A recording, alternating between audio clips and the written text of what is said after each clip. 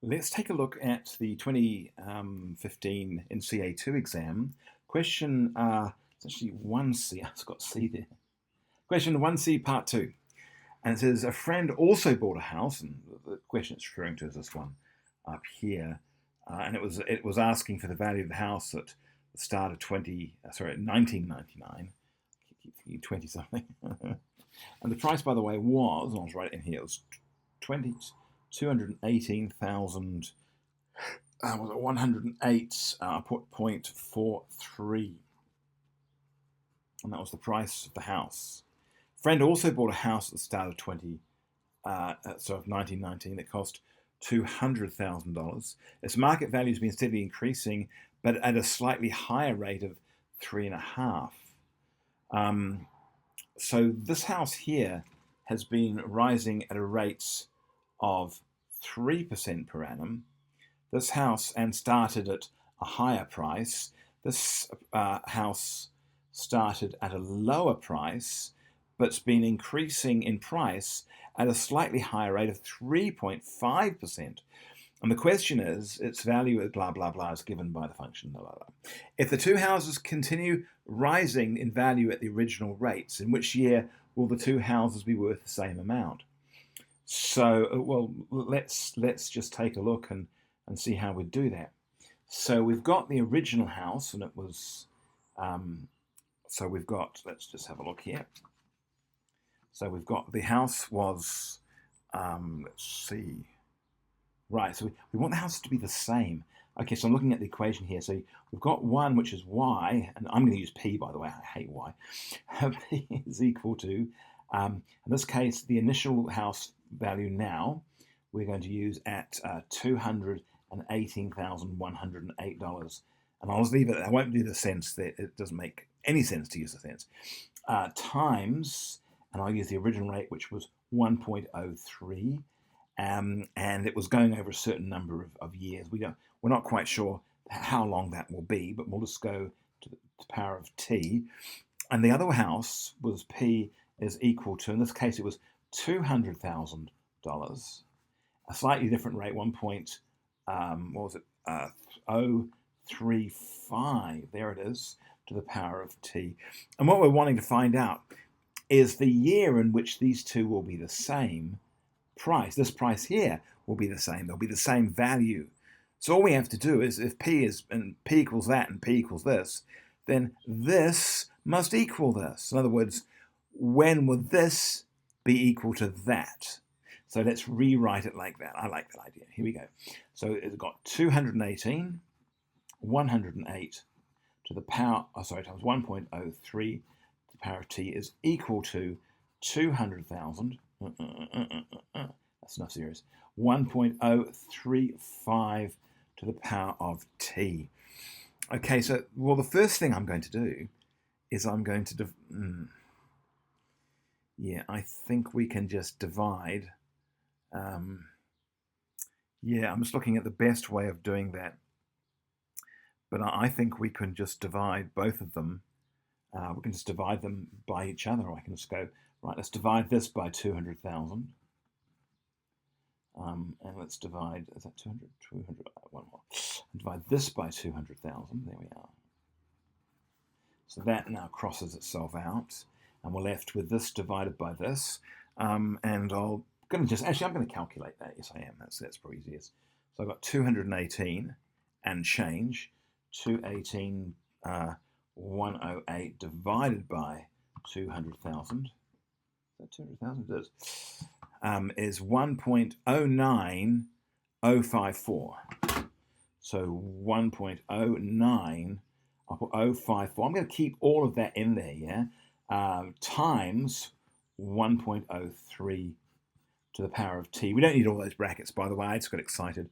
And this is just 1.035 to the power of t. Again, we don't actually need that bracket in there either. I just, I'm just quite happy about it. So now what we could do is divide this side in the same way as we did this one over here to get rid of the 200,000. We can divide this by 1.03 to the power of t. 1.03 to the power of t. Now, this is going to now equal 1.09054. Again, I'm going to keep all those decimal places in there. And the nice thing about this now is, although it looks rather ugly, it's a very simple calculation now. So I can just go 1.035 divided by 1.03 and just put the whole thing to the power of t. Because if there's a t on the top and there's a t on the bottom, very similar as, let's say you had, I'll just put a little insert here. Let's say, for example, you had x squared over y squared. That's the same as saying x over y all squared. Yeah? And in the same way, something to the power of t over something to the power of t, if the powers are the same, you can just use the power once and have the two numbers divided by each other respectively. So that's exactly the same type of thing. All right, now, you could go ahead and divide this if you wanted, and I think I actually probably would, but I'm going to do it all in one go, because what you can do now, you see, is I'm actually going to find the logarithms of these folks.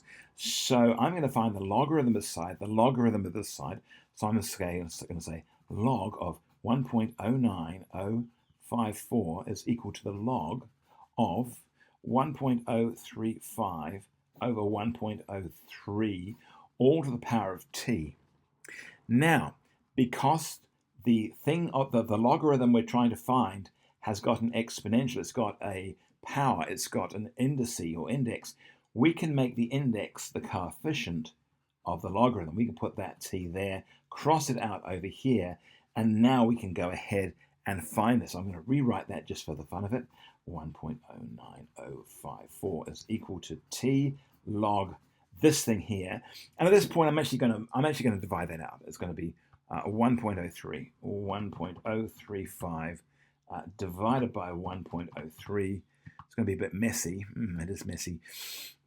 I'll keep it messy. Okay, it's equal to, and then I'll put 1.004854369. Again, you want to keep all the DPs in there because things, it doesn't play out well if you don't.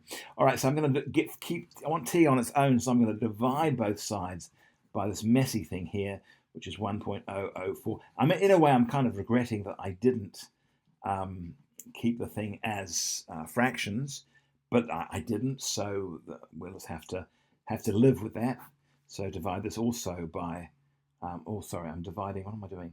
Dividing both sides by, so dividing both sides by this, so going to be the log of 1.004854369.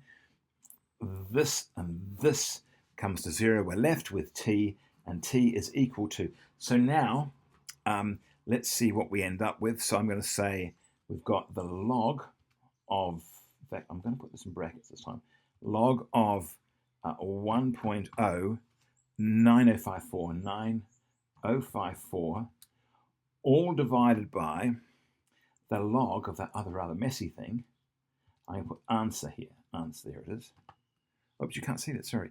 Okay, I'm just basically typing in this thing here. So I've got the log of 1.054 divided by the log of the answer, which was this awful thing here. So where do I land? This is 17.8979.